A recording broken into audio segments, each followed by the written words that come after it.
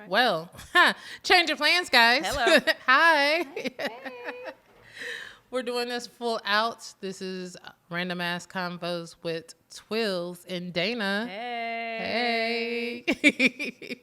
We've already been talking for about forever. Yes, true. And if you were on the live, you would know that. So just be sure to hit that subscribe button so you know when we go live. And hit the like button while you're watching because I appreciate that. But Dana, I want to get right into this. Let's jump in, man. Let's jump in. First of all, we're Tar Heels. Hey. We're Carolina girls. And I have to say that. And, you know, we're class of 04. Because I have to say that. Because one of our classmates has been making the rumor mills, the whatever, like hitting up all the spots. Making the rounds. Making the rounds. Making the rounds. Giving her perspective. You know I love me some Ebony K. Williams. So Yes. she recently got people riled up with the comment she made. And to summarize it, it was pretty much like giving advice to younger college women because at a certain age, especially if you're into black men's values increase while women's values tend to decrease as it relates to our potential to have them babies. And she then suggested that young women, if you're in college and you think marriage is the thing you want, go after that MRS degree. Get that ring before spring, which is that final semester. And because like once you're out of college, you're not going to be in that same circle of academic men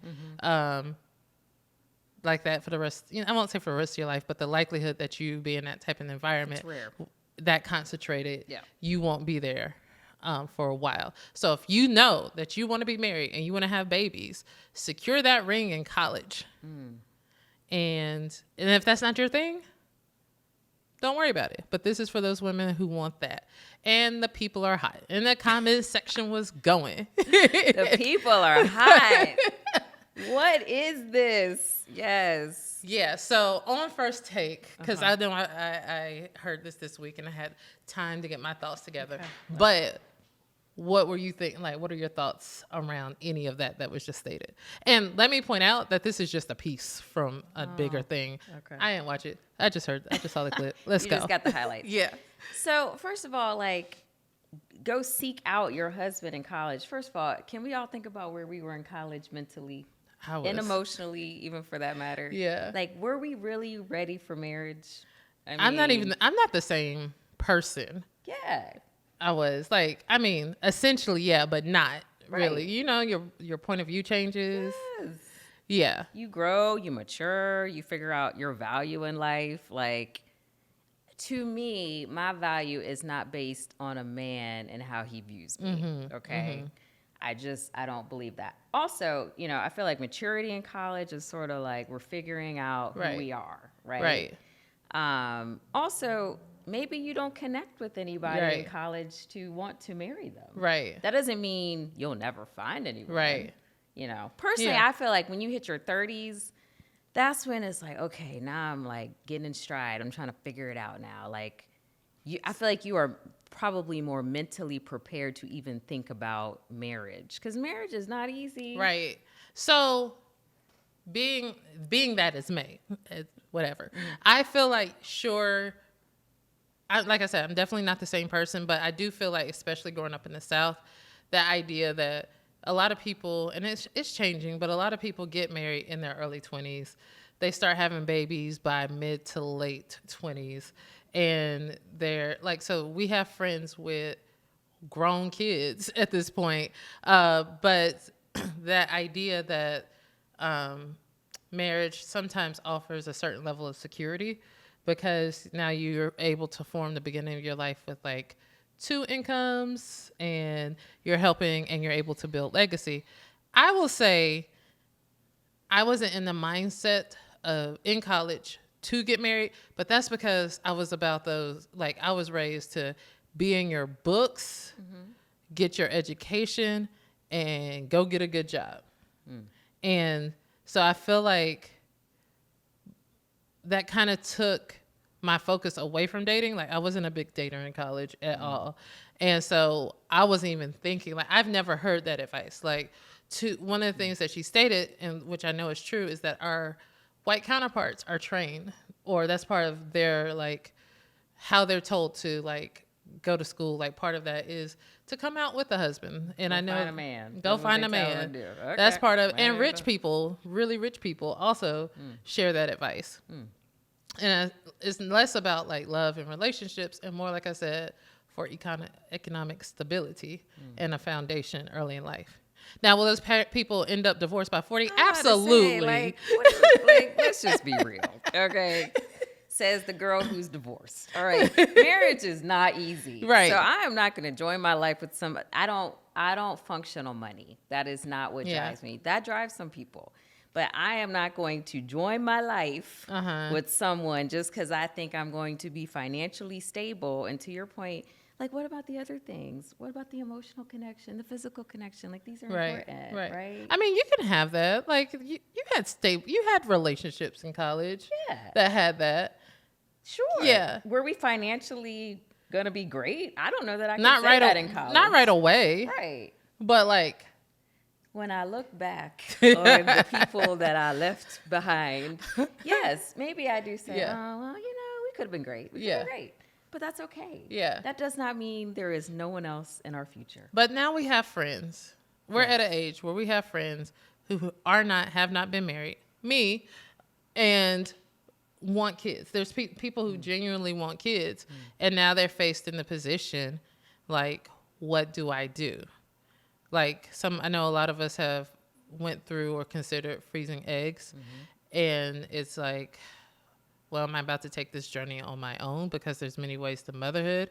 But I also, like, I think I want to be married. Like, there's a lot of conversations around that. So people really are thinking, like, maybe I should have tried harder in college, or maybe there should have been that. Maybe I should have focused on dating, or maybe not even date. Like, dating is not a thing I enjoy. So it's easy for me to focus on, like, work because that's fun and I like the idea of building my career. But when you're on your hustle by yourself, or, like, so far in it, you never meet people. You don't meet people. Yeah. And so dating then becomes, like, a thing of, like, wait a minute, I looked up and they're all, and I'm 50. I'm 50 and all of a sudden I'm 65. What happened? They all married. They got kids. I'm going to be the golden bachelorette. That's what I'm going to be. That's the goal. And we're going to find love when we're senior citizens, and it's going to be great because everybody's mature by then and we're committed. Are they though, girl? That's a whole other podcast, but they're committed to the cause because they don't want to be alone. Right. Now, back to Ebony and her point about, like, women as we get older, our value depreciates. First of all, I don't think men are out there trying to have kids. Like, I just don't think there's men, and I could be wrong, they're like, I need to find me a woman that that's can because pop it just out happens. 5 children. It just happens. They be having kids outside of marriage, before marriage, coming to, like, relationships with, like, 3 kids. Ain't never been married. So they're able to do that. But when they find wifey, I think they still want kids. They still want kids. I don't know. I just don't think that's as important for men. Maybe women, yes. But, like, I think I can meet a man and he's like, you don't want to have kids? I'm good with that. We're good. Let's live our life. I mean, like, Dion. I feel like, Dion might need to jump in here for sure. But I do feel like part of, there's these podcasts. I don't know if y'all have ever listened to these podcasts with these so-called alpha men, a real man's man, who's just like, who use the term left behind women to describe women who fertility is probably diminishing at a certain age, and the likelihood of them being able to be married, like, they put they do value the woman's ability to have babies and have kids, and also, like, her looks and the other things that she can do based on age. in this year of 2023, there are so many podcasts with people with this thought. And as much as it pisses me off, because I'm like, a woman's value should not be just based on her womb and the ability of what her womb can do, but also what she can bring to you in a relationship. A lot of men are saying, well, what can you bring to our relationship if you can't have babies? I am learning something new today. I have not heard this. People are thinking like that. So then there is that thought that... How old are these men? Are they like 25? No, these are young men, old ass men, all the men. Dion, can you please say something? Are they over 40? Because I'm like... To me? Yeah. A family's actually important. When did this happen? When was family important? What age family was important? I'd say the last 5 years. You see what I'm saying? What are you saying? You don't take family serious until you get older. So for men too? A lot of women put their career first. Okay. A lot of men take sex, family. I just happen to have a baby in my 1920s, 30s. Right. So now it's like, hey, damn. Now that you got married, you made some bad mistakes, and now you got married and divorced. You know what? Let me settle down and do it the right way this time. Right. Okay. And now that I got mature. Okay. But at that time, when they got money, because now they're putting their career first versus family. Now it's reverse. Let me start another family all over again. Now that I'm 50. With a younger woman. So, right. So yes. It's like, why should I start over with somebody older? That's the immaturity of a lot of men. Why should I start over? And that's why you see, like, when men get divorced and they're older, a lot of times they're with younger women. Women that get divorced? Men that get divorced. Older men that's divorced. They were with younger women. They end up dating and relationships with younger women. Oh, yeah. I don't know what that's about. Like, but I think that's part of it, like what Dion saying. Because they want kids. I mean, or it's not about wanting kids. Like, at a young age, men love sex. They slip up. They get the girl pregnant.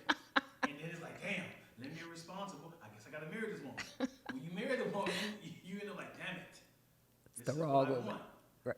Box checked. Yeah. And I got the child. Fuck, let me go ahead and divorce this woman because this is a bad mistake. I got everything I wanted. A lot of the times. Yeah.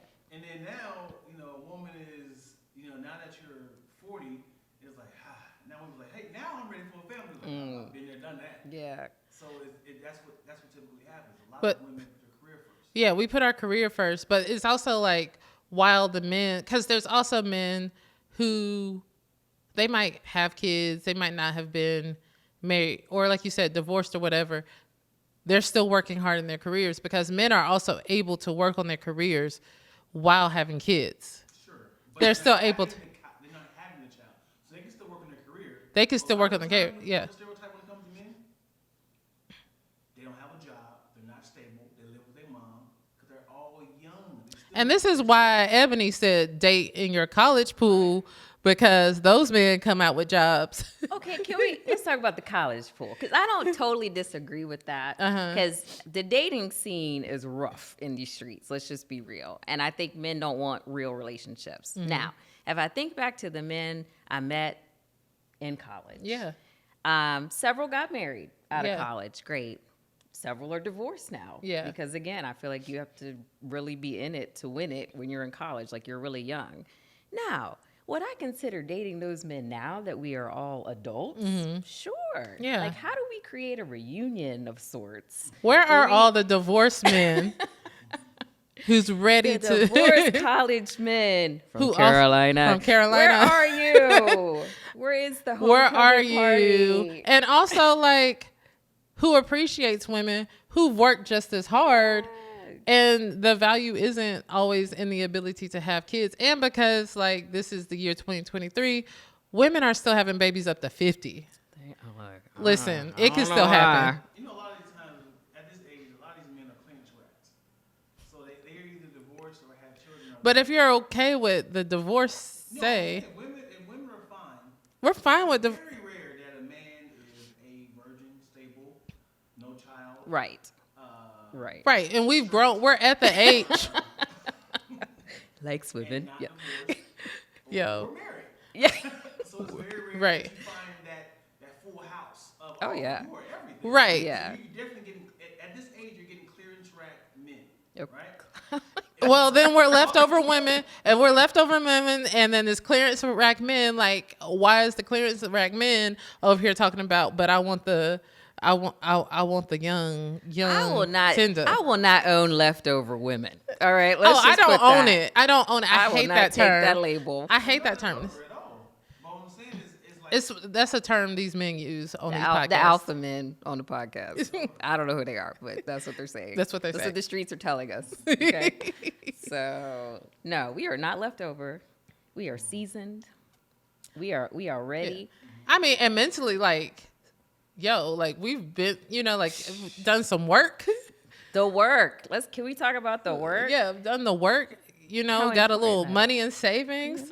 Like, I don't know. Like, I feel like with age comes a bit of like the stability thing. And so when we hear, like, we jokingly say, but it's also real, is that a lot of people by the time they hit their 40s get divorced, especially if they're married early, because like there's a shift or something changes. People I talk to, like guys I talk to in college and early grad school, don't know Twilla like that anymore. Like I might not have the same school of thoughts on certain things. Like my idea on career might not be the certain thing. And also like the men I talked to in college and then, back then wouldn't have ever made the move to LA. Like my life would have been entirely different. I knew I wanted to move to New York or LA. These guys were not about that life. So then it's like my life would have looked different if I was willing to sacrifice. It would have required a sacrifice for certain things if, I wanted to make that work. If family was more important. Yeah. So you say you're seasoned. I mean, I don't really like that, So but you yes. gotta look at it like mileage on a car. Okay? I got a lot of mileage on the engine. Okay. If you gotta sell a product, all right? Okay. So Yeah. this was, do you want this 1982? Hoop deep. You gotta sell it. Trust me, it got some good interior. Yeah. It's a classic. It's a classic. Is it classic in 82? Maybe like a... I was made in 82. That's a classic right there. But has it been driven around the block? How many miles? Has it got a little dents to it? Has it got some little fender benders? Been little fender benders here. Yes, it has. Had a few It's fender been benders. beat up. Okay. Yeah. But guess what? That engine, the engine, because she went to therapy. That engine, She got that tune-up. That Okay. tune-up is good. Thank It's gonna you. last you another long time. That's a good car. You gotta look at the parts. So Some good A parts. lot of men do like classic cars. Yeah. Okay. Mm-hmm. Okay. A lot of men like classic cars, but as a backup. Not as your primary source of driving around the world, right? They want a Corvette. They want like. If I need a car right now, I'm getting an electric. I'm getting anything Maserati Right. 2023, something fresh. What I'm saying when it comes to women at this age, I think your body has taken a beating. Not like that. Listen, hear me I'm out. listening. I'm not coming for you yet. If you want to, if you have have a marriage, pregnancy with a man, you're like, I can't do this again. But we promise. You said you wanted 3 kids. I am not doing that again. And you're like, damn, I should have got a 22-year-old. I know that's a terrible analogy, but what I'm saying is as in. Well, I hear you. Because if you haven't ever had, because now that your first baby in your 40s, you like, woo! I mean, yes. Yeah. Yeah. I told Twilla, I ain't trying to pop them A out. lot of 20-year-olds can bounce back. They like, that hurt, but I can But do 19 squats. I'll be back. But the reality is, now, guess who can afford a trainer? Now, guess who can afford that nanny? Because we worked hard on our career and stuff. We can find some serious work-life balance. Yes, it'll still be hard to have a kid, but there's more financial options because we worked our tail off for this amount of time. And I can still care for you as my husband. Right. Because I have the time and the energy to. Yeah. Versus it's all about the kids. So when you're 20, grandma, auntie was taking care of it, but now grandma, auntie dead. They're not around. They're not around. I didn't hire a nanny, a white woman. Wait, but I got a question. So for men, Okay. what is the age that you say, you know, I don't want any more kids. I don't need a Maserati Corvette. Like I'm okay Corvette. I'm okay with the classic. Men, believe it or not, when their life is threatened, men always want kids. What? I almost died. I didn't continue my legacy. Oh my God. Every time now. What is happening? You were like, hey man, doctor said I may have a hernia. Let me go ahead and have some kids. So I Pull my hamstring. Let me pop one out. Come on.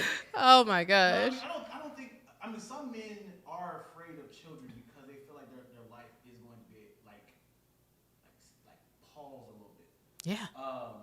We are too. I don't have kids, and I know that's what happens. Yeah. I mean, I think for the most part, a lot of men enjoy having their last name carried over. Mm-hmm. A lot of the time. Okay. I think if you have a very tumultuous childhood, you're like, I don't want karma. I feel like this child is gonna give me karma. This child's gonna hate me. I'm gonna take care of it. A lot of men are addicted to the club. Like, oh man, I can't let this go. I want children for the rest of my life. I mean, I don't want children until I die. Jeez. So I have another question, Dion, and I don't know, I might as well give you a mic or something. I know. I'm like, but Dion is here in the building, folks. He's here. So, not putting all your business out there, but I know you used to, back in the day, date a couple of older women. What was the appeal for you as a younger man dating older women? What was the appeal of me dating an older woman? She had money. Yeah. So the younger man appreciates the lady with the money, the auntie with the money. You know what? I I'm confused. There was no shape or form that I would marry this woman. Really? And she knew that. She was a sugar mama. It's wild. Right. She had me about 25 years, right? Uh-huh. So there's no way I could have made that happen. Right. She knew that, Right. but she spoiled me. Yeah. Yeah. So it was a great situation I was in. Yeah. Because Yeah. men are like children, right? They want to be spoiled. Right. I mean, yeah. You want to be spoiled, right? Sure. But I don't have a sugar daddy. I'm not I miss dating that an 80-year-old phase. man just I because he's miss that taking me phase. out. Right. Nah. Be honest. Even if it was a man your own age, you want to be spoiled. Sure. But I'm not dating a 80-year-old because he buys me things because I have values. That's just me. Because of his age? Yeah. Now you're looking at another man because he's old. I have a cutoff. So that's what that is. Not, it has nothing to do with kids. Your cutoff age. You know, Senior. I would like to stay under 50, but above 35. That's a good 15-year block, right? But you'd be surprised how hard it is to find people in that age range. Yeah. I think like 50, that's cool. 35, Too young. that might be too young They're for not me. ready.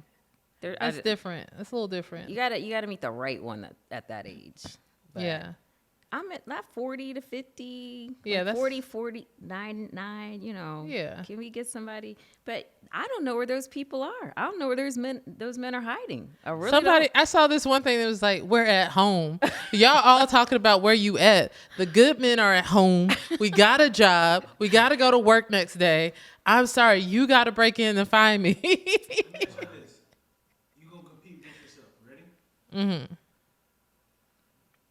40-year-old Twilla, 40-year-old Dana versus the 20-year-old version of you.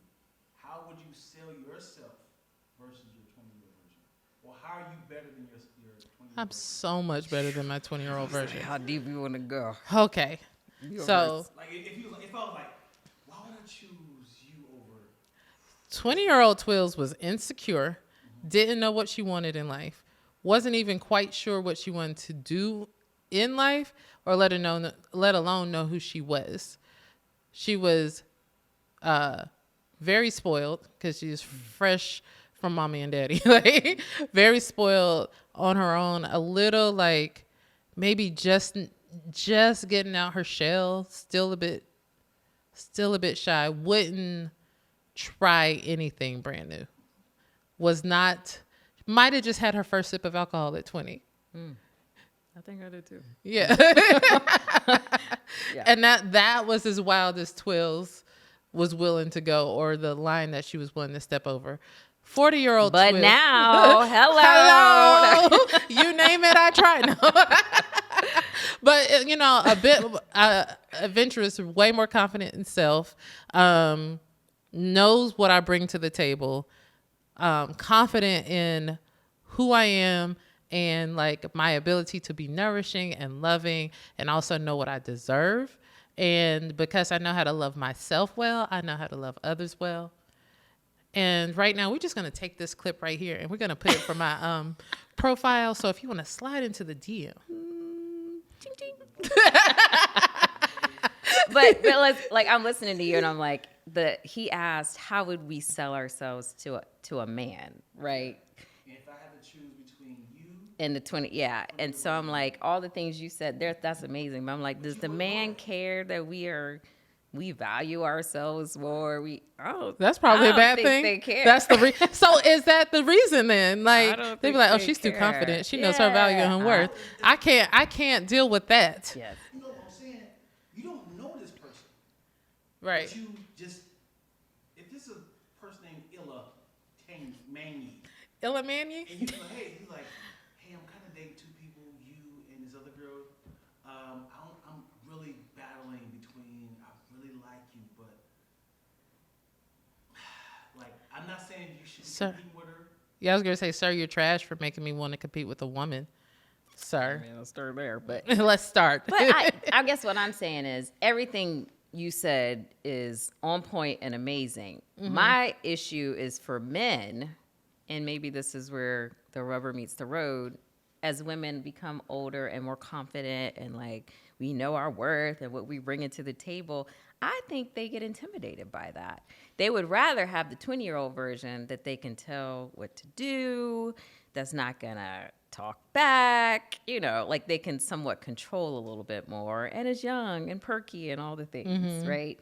So the value that we bring at an older age, maybe it's not as great for men. I mean, it's unfortunate that they miss out, because the part you said about I love myself enough now to know how to love you better, that's real. Yeah. That's real. Yeah. Like I just believe that. Now, if you were talking to me about 20-year-old Dana, and now you wouldn't have wanted me. It was not great. I made a lot of mistakes. I didn't value people the way I should have. I was selfish. I did things I regret, right? And so I just think when you're in that space and you're young and it's just like, I'm having fun and whatever feels good, you can hurt a lot of people in the process. Yeah. So you get older, you learn the lessons, and you don't make the same mistakes. That's what I would say. That's good. And women at 40 and 50 and 60 can look amazing and still work out. Especially black women. Hello. I mean, so I don't feel like looks is a thing, or stamina, or keeping up, or being perky. Like, I don't think that's the issue. For me, I think men get intimidated by women who have their stuff together. Yeah. Drops the mic. Drops the mic. That's my friend Dana. Hello. Yeah. There's also, there is a thin line between being supportive and nagging. Yes. Right?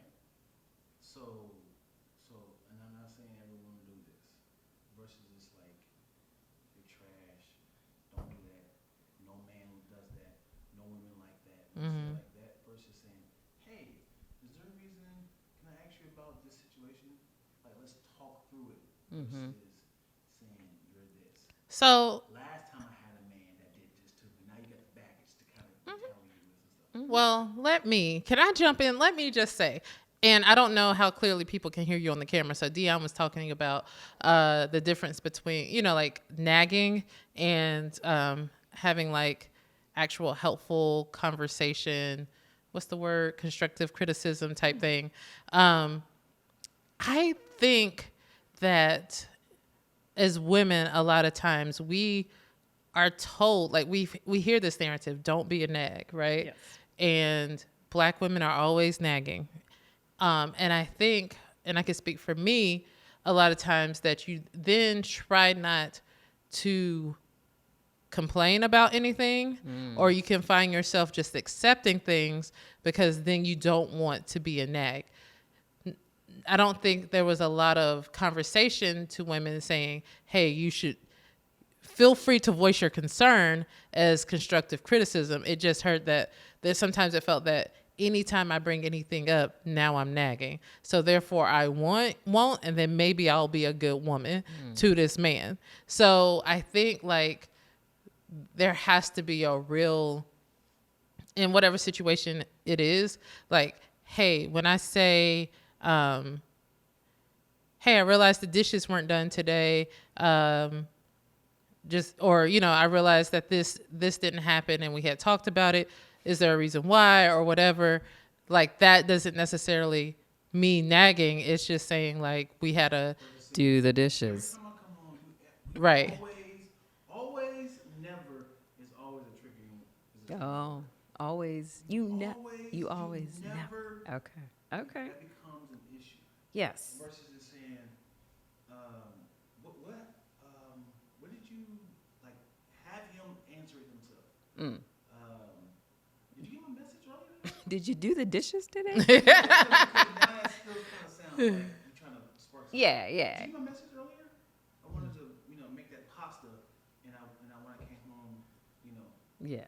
Because I'm hungry. So you can kind of get to it versus like. Yeah. But that also feels like, and I totally agree that you should have healthy conversations where the parties don't feel like each other are being attacked, right? Mm-hmm. But I also feel like sometimes when you get home, that should be a space that you feel safe enough not to have to like walk on eggshells. Like completely like, yes, love the person that you're with and know their love language. But it's kind of like also, if I'm asking you this question, I'm not trying to attack you. It's just like my easiest way of answering the question because I'm tired.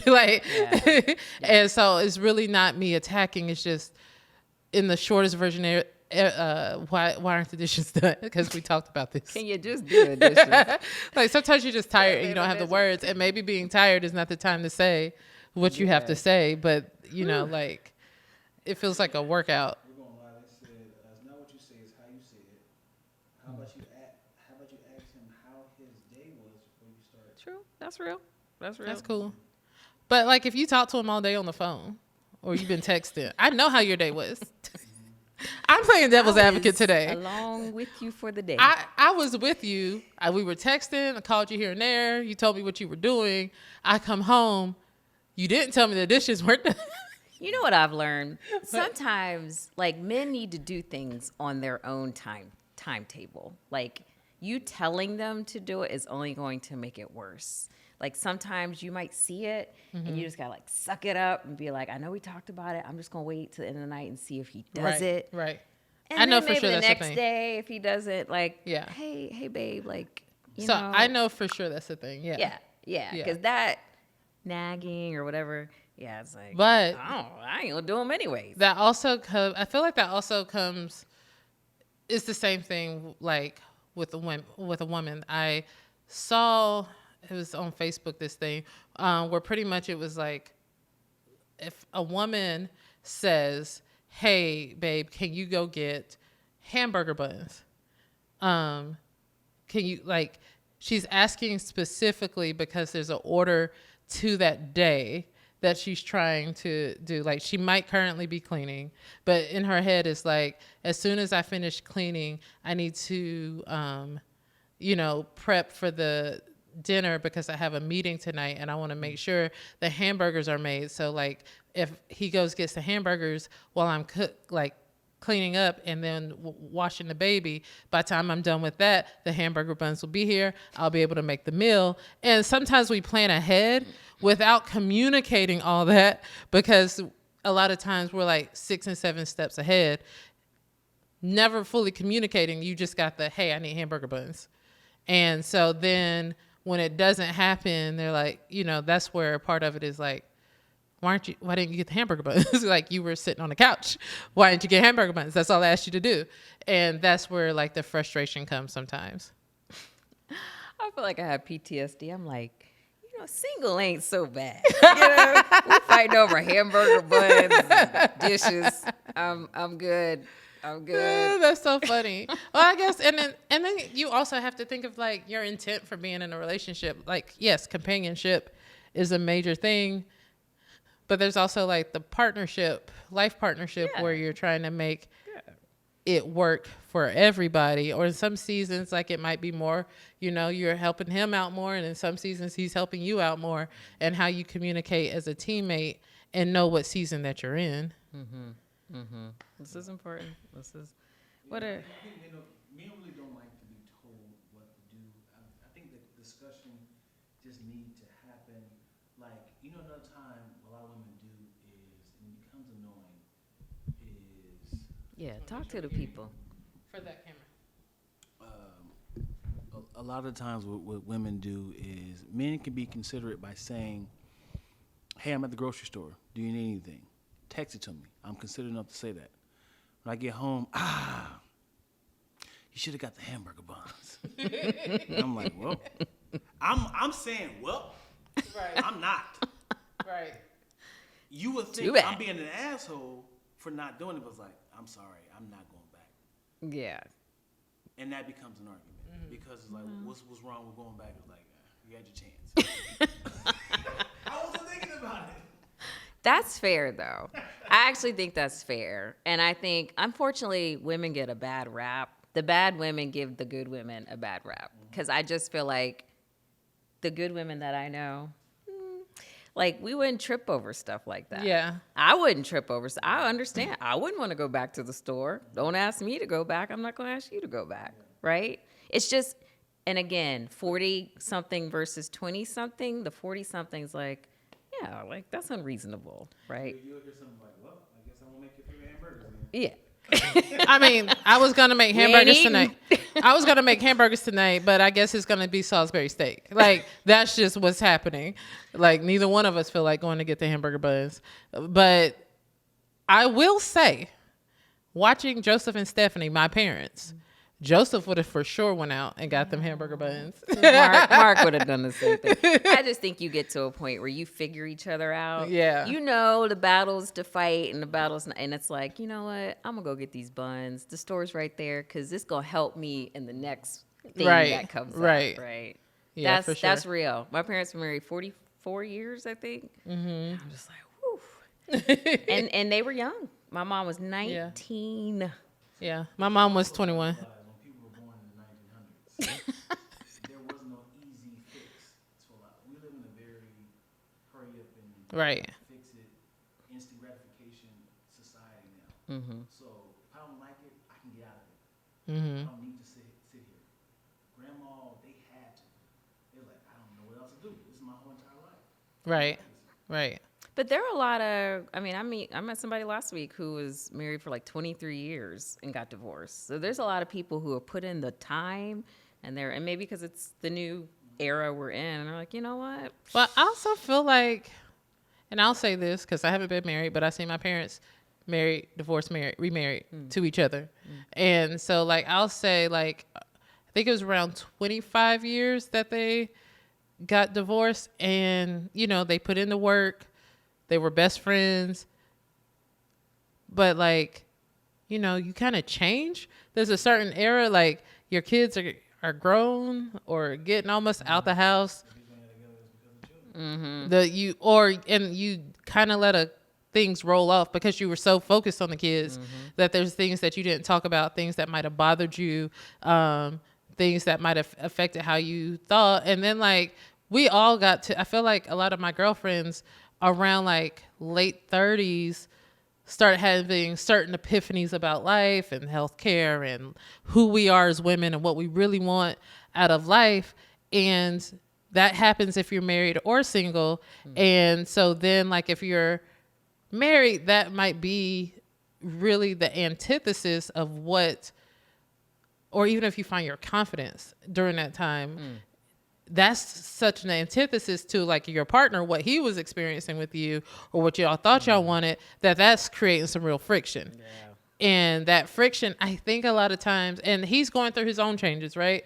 And then like that's where the pull is. And I feel like there are a lot of marriages that we talk about, the marriages that end early, but there's a lot of marriages that make it 25 to 30 years and they start divorcing. Yeah, that is. They're adjusting. Yeah. There's a lot of life changes. When you're young, Mm-hmm. and you're young, and you get in a relationship. When you're young and you're in a relationship, a lot of the times those young relationships are based off of sex. Mm-hmm. And once you start to realize that this relationship can't hold on sex, and you start to kind of like, hey, let's build a house, build credit. You know, let's figure out what jobs we want to do. How can I be your life partner? Mm-hmm. And then when sex stops kind of being the glue to our relationship, it's like, I just realized I don't know who you are. Yes. I don't like you. And then things happen. Health happened. I lose a leg, and then like, I'm not taking care of this nigga no more. Right. I'm still young. I'm 30. Why am I pushing you around the wheelchair? Yes. And it's like I don't want to be this. I'm healthy. People getting careers. I'm traveling the world. I don't see you as much. I realized that sex was holding us together, or just the physical touch of being with somebody. Mm-hmm. Just like I remember we had the discussion of, is it fair for a woman, to agree before marriage to say, yeah, we should have 4 kids. Have that one child's like, no. I don't think I'm gonna have no more kids. It's my body, my choice. Right. Is that fair to the man? It's like, this is what we agreed to in the marriage.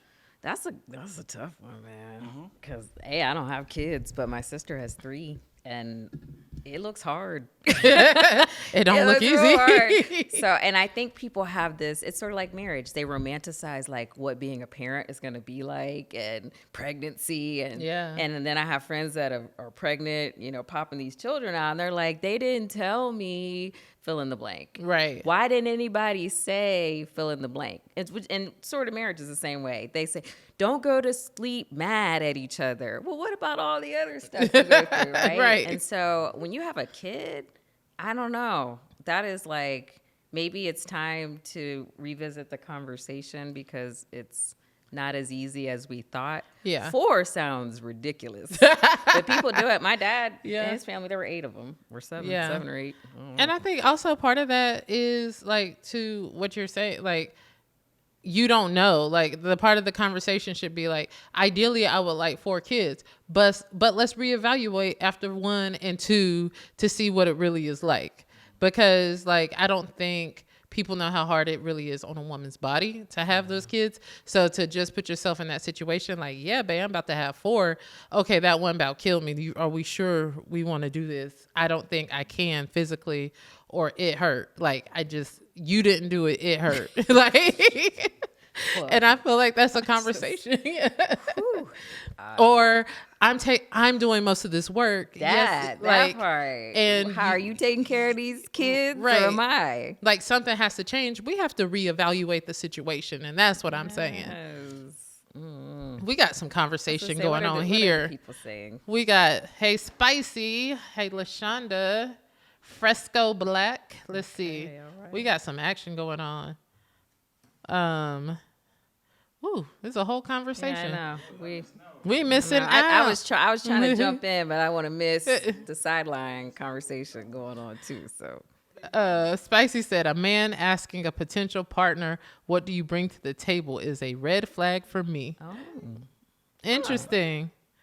Huh. Yeah. Well, if he's got his act together. Typically, a woman asks that about men. What do you bring to the table? I never ask a man. A woman typically says. A woman typically says. Does he have a job? Right. Say it. Does he have a job?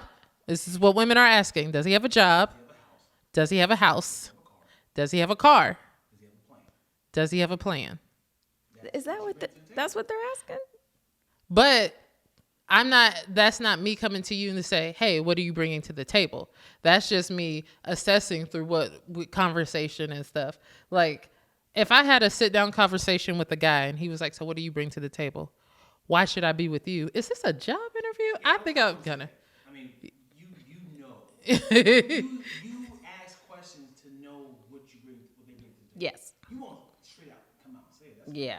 That's right. I feel like I've heard of people doing that, and that's ridiculous. Fresco Black, there's a way to say things. You can easily ask someone to do the dishes without talking to them crazy. True. This is a single mindset. LOL, no lie. Weaponized incompetence. I don't know what you're talking about, Spicy, but I'm gonna use that phrase. That is weaponized incompetence. I'm gonna see how the nicest. I'm gonna ask you some tough questions and see how you can answer it the most. Dion like to get under my skin. All right. Let's go. This is your man you're talking about. Okay. What's up? During the last episode of Fellatio, you realized that it was not the greatest smell. Oh. It was not great at all. The man realized. Okay. No, you realized that. Okay. He's like, "Oh, this is out of pocket." Yes. Right. And maybe I caught him off guard. Second time, it happened again. Right. Okay. So I need you to tell him the nicest way. And he just gave you high praise. Woo, baby, you brought it down. You brought the house down that time. You are amazing. I need that at least once a month. That was, made my toes curl. How are you telling him when he's off? Yeah. Ooh, that is a great question, Dion. You're in a job interview. Thank you so much for asking that. Without hurting his feelings. I honestly don't know, because it's important. It needs to be addressed. Right. It needs to be addressed. But I don't know. That is. Hey, babe. I'm so glad you enjoyed that. Next time, let's try that in the shower. Oof. I mean, that is like, how do you tell somebody that without hurting their whole being, right? I mean, I really just want to make it an event next time. Like, I shower, you shower. Fresh. I can help you out. It's just going to be real nice. You know what I would say? I think I would probably, I'm just not good at this. I feel like when I say things, like I totally offend the person up and down. And I don't even mean to be. So if I'm really trying to tell you, I might say something like, did you work hard today?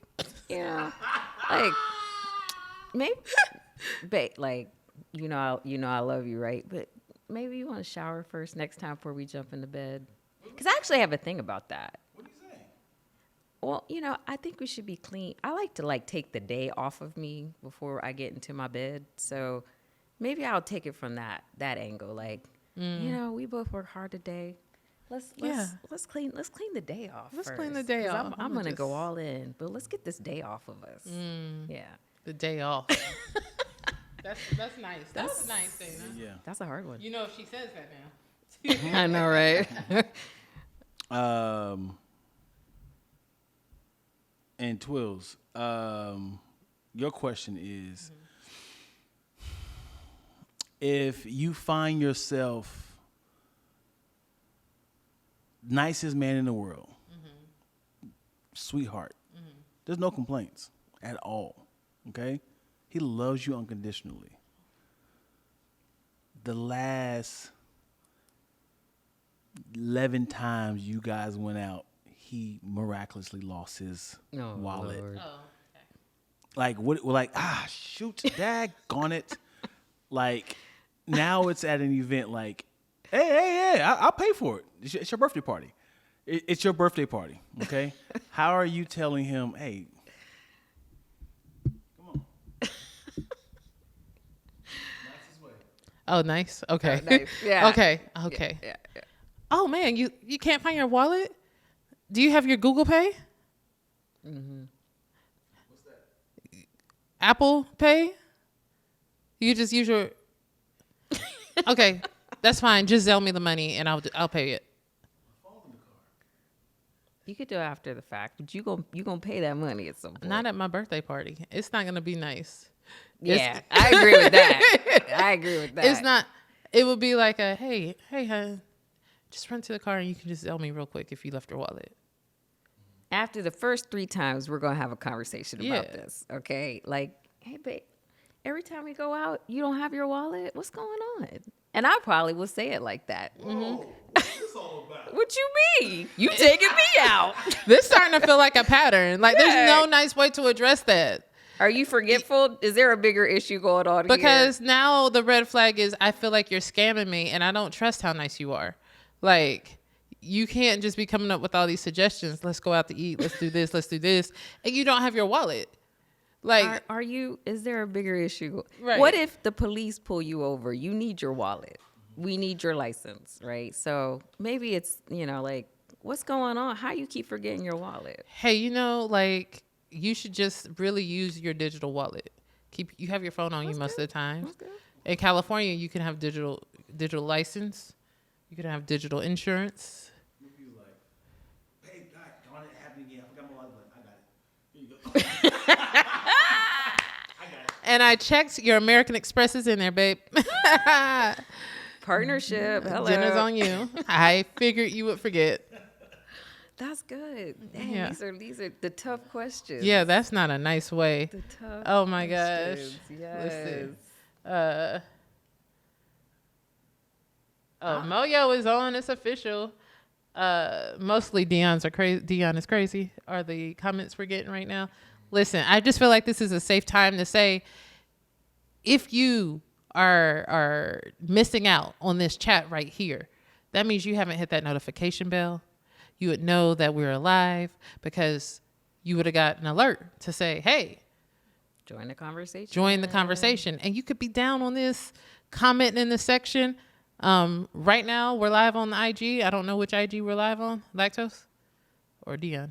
I'm going back and forth. Oh, he's going back and forth. But we live at places. So you would know if you followed us and you subscribe. So make sure you do that.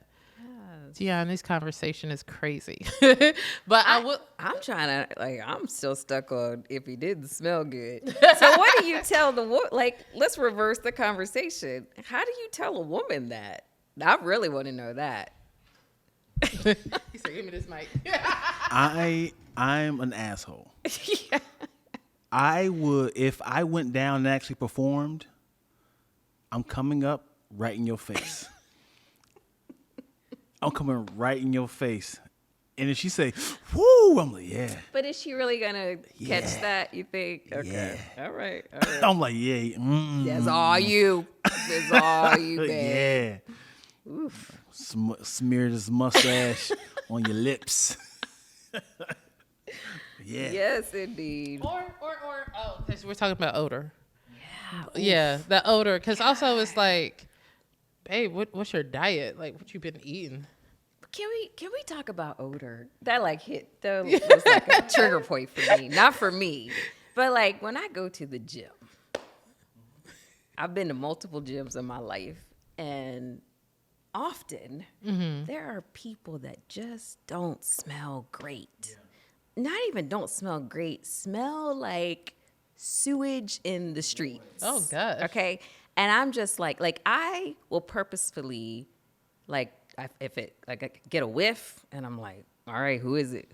I can't be next to this person. So is it a person smelling that way or is it the gym facility? No, it's a individual, sometimes a couple. Oh. And I'm like, who let me not be, when you get stuck next to this person in a circuit training class. Oh man. And every station you're together and you're breathing hard. So and I'm not trying to I know certain cultures, don't believe in deodorant or things, but how do you not smell that on you to want to do something about that? Because I feel like there's a layer of there's funk. There's the funk. Yeah. But there is also seasonings and certain foods that you eat that seep out of your pores that smell a certain way. And then however that mixes with your skin chemistry could give off certain odors. Now, funk, I've been to a one of those Korean spas, and I couldn't enjoy it because the places where all the jacuzzis were, the hot tubs and stuff, and the saunas all smelled like funk. Yes. Oof. And I was like, that's why I asked you, like, was it the person or was it the? Yeah, but if you're behind them in class, you would know absolutely. But the funk from their pores, and it's not food and seasoning, like spreads in the room, so the whole room smells like. I have never experienced that. Oof, girl. Apparently, I don't work out that hard, or with people that work out that hard, because I have never. Oh, it definitely happens. Let me ask you, do you shower before you go to the gym? Not before, no. So I'm always curious, like, do people like, yeah, I don't believe in that, and they're like, if I'm going to the gym, I'm going to do it twofold. Like, Before and after? No, as in I'm going. If I'm going to the gym, I'm going to shower afterwards. Right. Yeah. A lot of people know that I'm funky. I smell like Tuesday. Let me shower. Before going to the Yeah. gym. Huh. Like if I thought that, like if I was going to a gym and I thought that, like, ooh, I smell a little rank, I would absolutely take a shower before I went. Or put some deodorant on and some spray. The average person shower once a day. So if you're showering after the gym, that's that shower. Right. You shower Monday morning.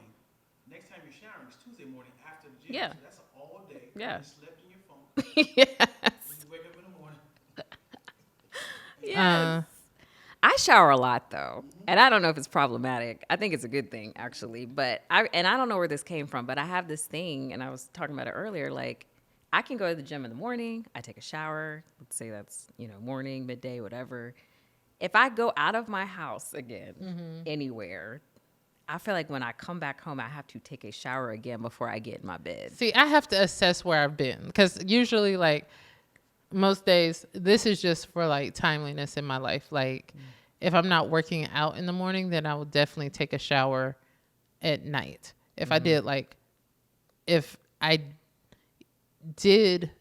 worked out that morning, showered, but then did public transpo, went to a area where there are a lot of people, then if I sat in chairs that were foreign, then I'm going to come back and take a shower. I'm that person. Yeah. But if I'm like, oh, I just went to the loft and sat in my car, that type of thing, then I'll be like, oh, I need to take a shower to the next day maybe, like if I'm doing the morning workouts. Otherwise, I am like a night shower. I was like, do I have a problem?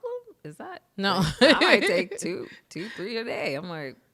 But I mean, like we live in a time in a dirty city is what we live in. A dirty city, but there's people who literally take showers. Like Dion said, the average person takes one shower a day. I don't even know like that I trust that statistic anymore because it feels like people are like.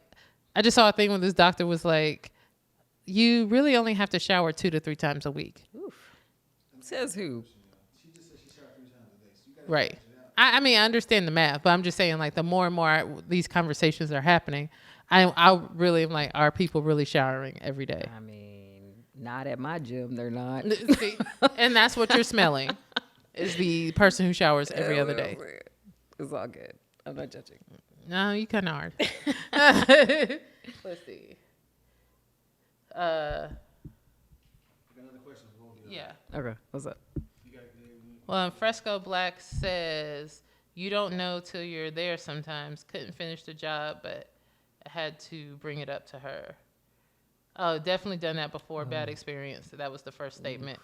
Oof. And then Moyo's like, once you're there and you catch a whiff, then why attach mouth? Shouldn't it end at the whiff? I feel for y'all on that. That cannot be a good experience. Fifi says, I'm like that too. Multiple showers. Yes. And then 2 to 3 times a week, people agree. Yeah, that's a problem. I'm quite active. Maya says I'm quite active, so I got to shower after. Yes, let's clean ourselves. I like it. Yeah. It's not a problem. What you got, Dion? Question? Yeah. Next question. It's for Dana. Oh, snap. Nicest way. Oh, not good at that. All right. You get a text message. Well, not you get a text message. You see a text message in his phone. I'm already mad. You already mad? No, go on. No, I got you. He accidentally texts you then. Right? Okay. Accidentally text you. I don't know how long this relationship's going to last. It was not for me, though, is what you're saying. Right. He's talking about something else, or he's talking about our relationship? I think you should overread that. That'd be wild to he says you. Well, I thought maybe you were going to say, you said you see a text message. I'm like, who is he texting? But he's talking about okay. Hold on. I got it. He's showing you a meme on his phone, like, yo, babe, check this out, right? The thing pops up. His homeboy said, "Have you broken up with her yet?" He said, "Oh snap!" I feel like, what you mean broken up with? Do we need to talk? I mean, nicest way possible. Ain't not There's nice no reason to be nice. because it could be a miscommunication. Oh, how so? It could be a book you say you read it. What's the name of that book that you want me to read? Have you broken up with her yet? Or he texted the wrong friend. He's talking to somebody else. But I don't think there would be any filter on what would come out my mouth to begin with. Let's just be clear about that. And then if you want to explain or come up with a story as to, oh, no, it was a book, or no, he meant to text somebody else that, I would hear you out, but we're going to have a really deep conversation after discovering something like that. Yeah. Ironically, there's a book. Oh, my gosh. Have you broken up with her yet? I think it's a way to do it, just like, more so you see it and you're like, oh, what's that about? Do we need to talk? Or we breaking up? Dana came ready to fight. Up? Are we breaking up? We doing this? I didn't know it was right. Talk to me. Now, have you ever sent a text message to someone and it was about them, but you meant to send it to someone else? Yeah. Multiple times. Yeah. This is, I know I've done it at least a couple of times, but this time I was mad at my partner and I sent it all straight to him. And it's like, once it's gone, I don't know, can you retract text messages now? Okay. Well, once it's in the, out in the street. Yeah, but back then, you couldn't. And I was like, and you see the name come up, and I was like, I don't even know what I said to get out of it. I don't even know it wasn't great. It wasn't great. It is such a bad feeling. So, but apparently I'm not alone. Yeah, mine, I learned this lesson. When I had a new boss at the place I used to work at, and I didn't like him, and I talked about him, I was texting, I thought, Dion, but I texted it straight to him. And he was just like, and I would do stuff like screenshot and send. So, so he was just like, cool, or it's okay that you feel that way. Like, that would be his response. And I'd be like, well, at least it's out there. That's all I said. At least it's out there. I actually have a recent story. I got a text message. I'm trying to think. From a coworker. I mean, I feel like I can be generic here. Yeah. And he thought he was texting his partner. Oh, snap. Yeah. And I read it. I was like, hold up. And it was something about come to the bathroom. Oh, wow. It was some sort of sexual innuendo. Like, I don't know if they're at a party, come to the bathroom. And I was like, and so I want to say the next day he realized it came to me. Oh, no. And he's like, but I think he was able to retract it somehow because I saw it on my watch, but not on my phone. Yeah. Yeah, and he was like, I'm praying that you didn't see the text message that I accidentally sent you last night. If you did, I am thoroughly embarrassed. And I was like, no, I didn't see it. To this day, still doesn't know. Did I tell my other friends? Sure. But this is actually a good discussion. If someone accidentally sent you a text message that was inappropriate, like a peen pic, right? Yeah. Talking about tonight at the Hilton, me and you, right? happy anniversary, something like that. And then they immediately say, I am so sorry. I was supposed to go to my wife. Would you report it to HR? Or would you be like, it's okay? I wouldn't report it because mistakes happen. Oh, how long if he didn't get, like, if it was like the next day? If it was the next day and you think it's like, this nigga, he tripping. If it was someone I did not like, I would report it. Maybe I might, but no, I mean, mistakes happen. Now, will it take me a minute to like get that image out of my head? Even that text message I got, I was like, I cannot even look at this person the same way. I would be like if he like instantly texts like, I am so sorry. I mean, the happy anniversary is the thing that kind of make me think like, okay, this is not for me. So I'm embarrassed for them.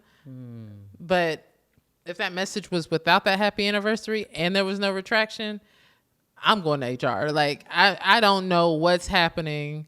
Like, and I would go to HR like, I don't know if this was intentional.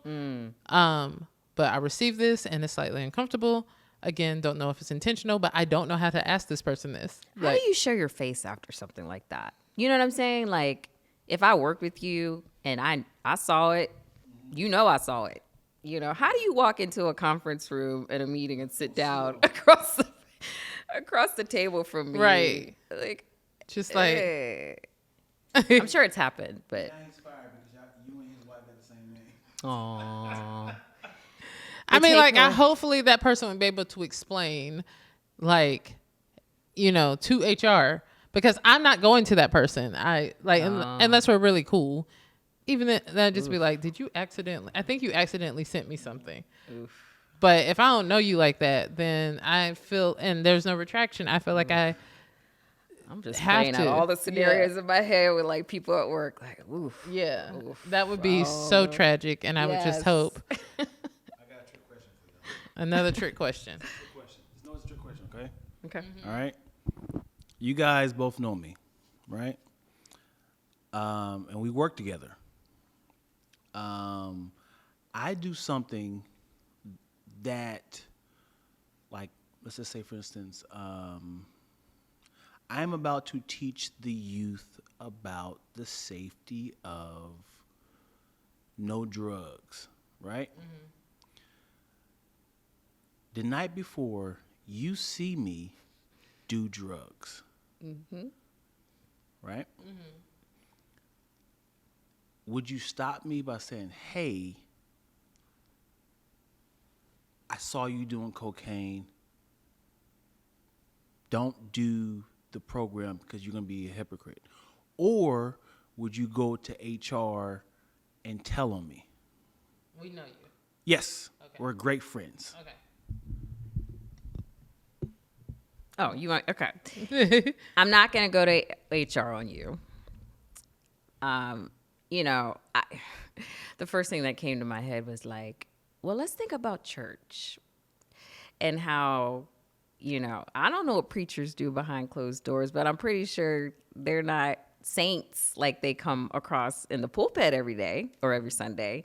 So who am I to judge another individual and what they're doing? If we're cool, like if we're friends, I might be like, hey, that's sort of like hypocritical what you're doing.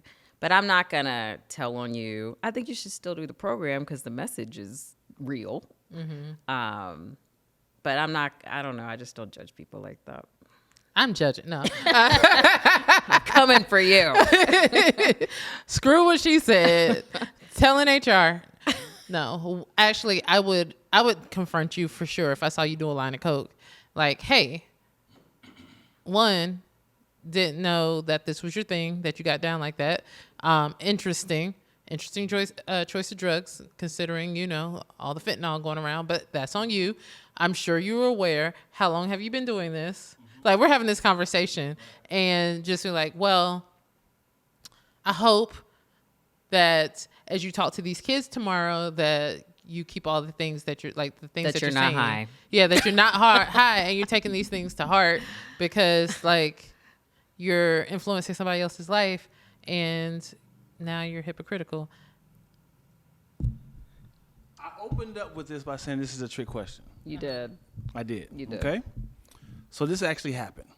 Okay. With a pilot who was flying from Johannesburg to New York. Okay, that's different though. Listen. Listen, Linda, listen. His friend, he was snorting cocaine off of a hooker's butt, right? Oof. The friend could have went to him and said, hey, do not fly this, dude. This is crazy. Instead of doing that, what you guys both said, she told HR and got him fired. Right. Yes. That is a different story. It is a different story. But if it's my friend. So, as a friend, I don't know, like, I would have given you the chance. I would have been like, hey, you know the job that you do. You can't be high. You can't be under the influence. So you need to call in sick tomorrow. Mm-hmm. Like, you need to do that. I need you to call in sick. I need you not to go to work, or I'm going to have to let somebody know because you're putting other lives at risk. Yes. That is the difference in the scenarios you just shared. But you guys went to him, so she didn't go to him. Right. She went right to HR. Oh, right. I got you. I got you. So y'all both went to him and said, hey, you can't do this. You out of pocket. If we're friends, yeah, I'm going to come to you first. But yes. On the Breakfast Club, they were like, what is wrong with your morals? F him. Oh. Like, he needed to get arrested. I mean. Now his family's ruined because he was married. He smoked cocaine, bought a prostitute. So he was wilding out. I can't feel sorry about the repercussions, even if that was his friend.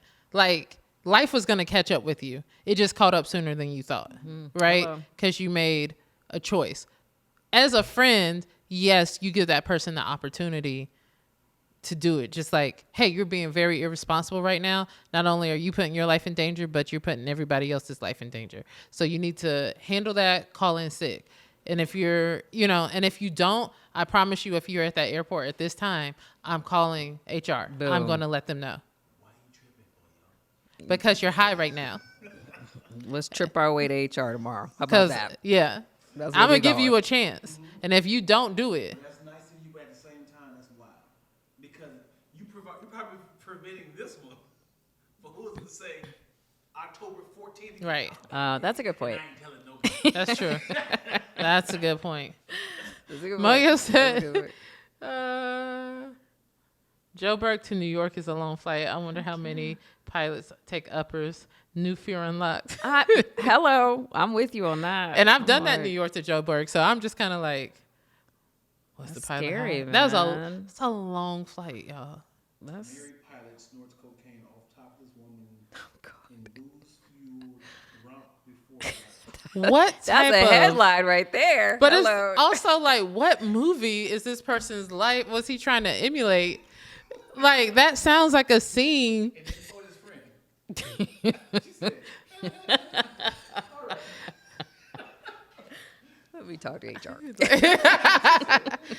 I'm not going to be in that article. Tell you that. And the funny thing is, hold on, let me see. The funny thing is, if you have drugs in your system within 24 hours, you can get fired. So he went to, they caught him walking up the runway. Oh my God. He said, well, what's happening?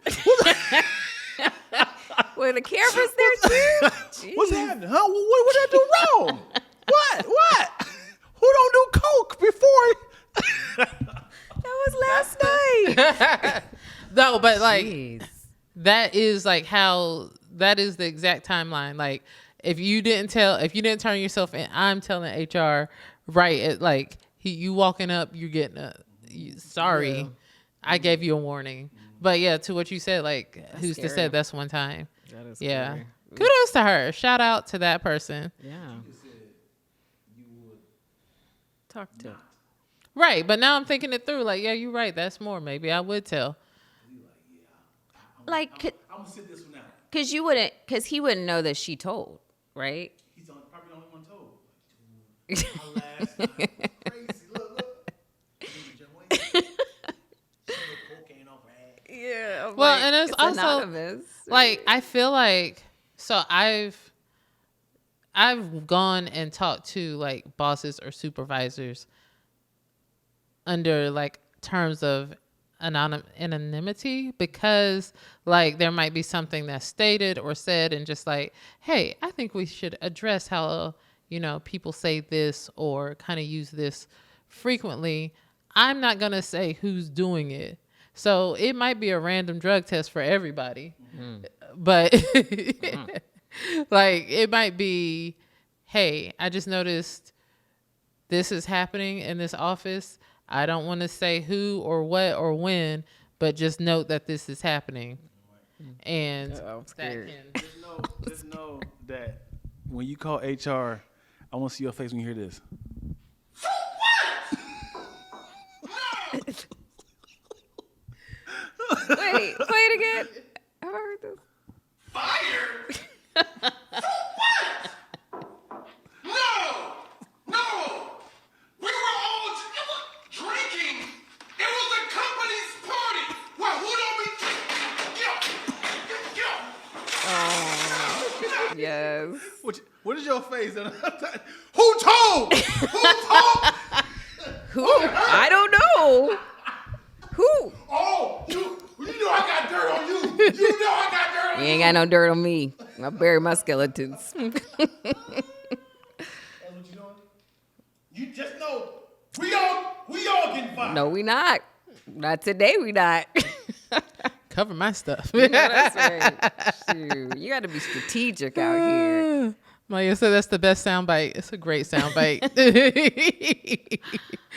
Oh my gosh.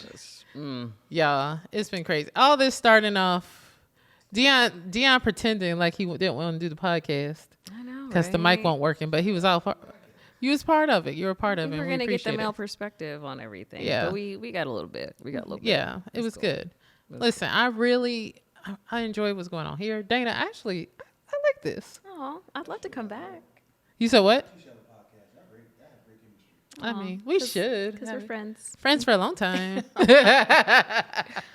Yeah. We talked about how long earlier. It's a long time. Yeah. Next time, we're going to plan it, though. Like I said, I feel like I get recruited off the street for these. I want to be like, you know. But you look cute. I went walking at the beach today. Look, it looks like listen, we both got on hoodies. It looks like we planned it. The hair up in a ponytail. It does. We You're just right. both got big earrings. Yeah. We planned it. Yeah. What are God, you talking God about? knew what we were trying to do. That's the vibe. Yeah. Well, first of all, these people here, I just want to thank you so much for watching another episode, a fabulous episode of Random Ass Conversations with Twillz and Dana. Thanks. And let me just say, the fabulous Dana. Not only are we friends for a long time, but I feel like you're doing the dang on thing. Trying to survive in these LA streets, man. Doing great things on the marketing in the marketing world. What y'all don't know is that I want Lacktoast to be in the place where I can get Dana full time to ourselves to do our marketing. I like it. Dion's trying to get hired by Dana. On the side. And I'm trying to get that full time marketing director, VP, whatever titles are. I need that in life. I mean, I want to work with all my friends. I tell Twilla all the time, and Dion, I'll say it to you too. I believe in these two. They are making great content, as you all can see. Every time I see anything on social media, I am dying laughing.